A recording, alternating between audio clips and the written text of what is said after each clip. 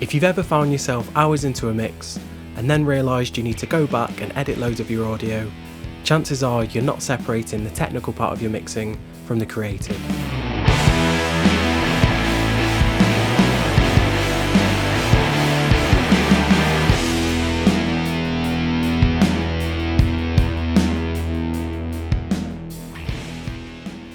Hi, I'm Ben Whelan at Services for Songwriters, and today I want to talk a little bit about separating your working time on a mix. Everyone approaches mixing slightly differently, and if you're happy with your process, then keep at it. But if, like me, you've ever found yourself distracted and delayed by the technical parts of a mix, this might be helpful. First things first, when I say technical, I don't just mean editing and comping takes. It's also anything you do during the process of a mix that isn't essentially a creative move. In that bracket, I personally include setting up any routing that I might need but don't already have, maybe setting up any reverbs, some parallel compression, and just generally getting a roughly balanced mix. Basically, what I aim to do is get all of the boring stuff out of the way in one sitting, and then come back and do all of the fun stuff unencumbered in the next. If a deadline isn't particularly tight, I'll try and separate that over 2 different days, not so that I can spend more time on a mix, just so that when I come back on day 2, I know that I don't need to fix or tidy anything. It's almost like creating a stencil on day 1, so that on day 2, all you need to do is choose what colours you want to use.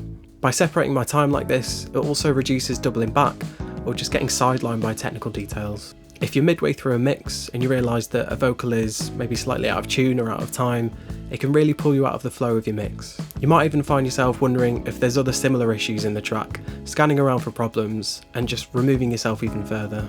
A really cool part of why I find this separation approach works for me is flow. Flow is the mental state of being completely present and fully immersed in a task.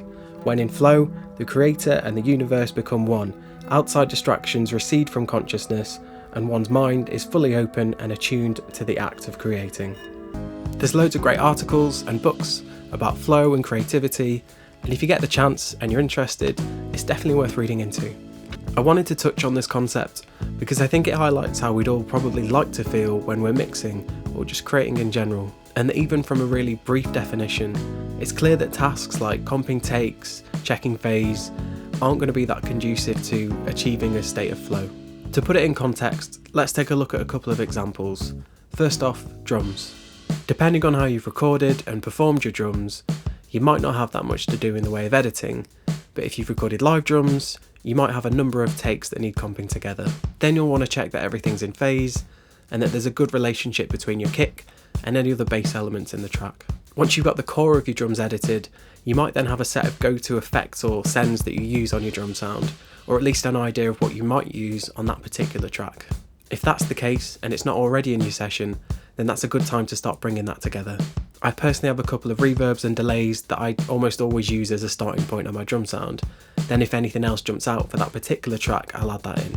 None of those moves take that much time individually, but it adds up to a lot of mouse clicks and routine decisions that you're then not having to make when you'd rather be making creative decisions. Another really effective application of this approach is vocals. Depending on the song, as well as tuning and timing corrections, I tend to separate a vocal onto different tracks depending on what voice they're using at any given point.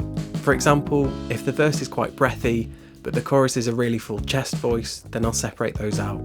Or if there's a short falsetto line or word, I'll separate that out too. It does mean I end up with more tracks, but ultimately I find it gives me more control over each section of the song. It also means that when I come to creative mixing, I can lean much harder into shaping a sound without needing to worry about how it might translate across the rest of the track. By making these edits and preparing the session in a way that everything's ready and waiting for me when I come back to it, it gives me more freedom to make decisions that I might not otherwise. Just as importantly, I can make those decisions much quicker because the groundwork's already been done. There's a couple of points to mention with this approach before I wrap up. Firstly, just because you've separated your technical from your creative doesn't mean you might not occasionally need to dip back in and address something technical once you moved on to the creative. We all miss things, and it's likely that as the mix develops, certain things will become more apparent than they maybe were in the rough mix. That said, if you do separate the two, you'll likely find yourself dipping back to the technical far less often than you might have done otherwise. Secondly, while you're in the technical stages, try not to make too many decisions that might back you into a corner later on. By all means, make decisions, We're all guilty of giving ourselves too many choices and not making a decision if we don't absolutely have to, not just in music. If things need low passing, then go for it. If you know you're going to drastically reshape a particular sound, then give yourself a starting point. Where possible though, try to avoid committing to a sound or a processing chain that's then hard for you to work around later on in the mix, or something that prevents you from acting on ideas when you're trying to be creative. I hope this has been useful and maybe shed some light on a slightly different approach to mixing. If you have any questions or want me to cover anything else in a future video, feel free to drop me a message or leave a comment below. Till next time.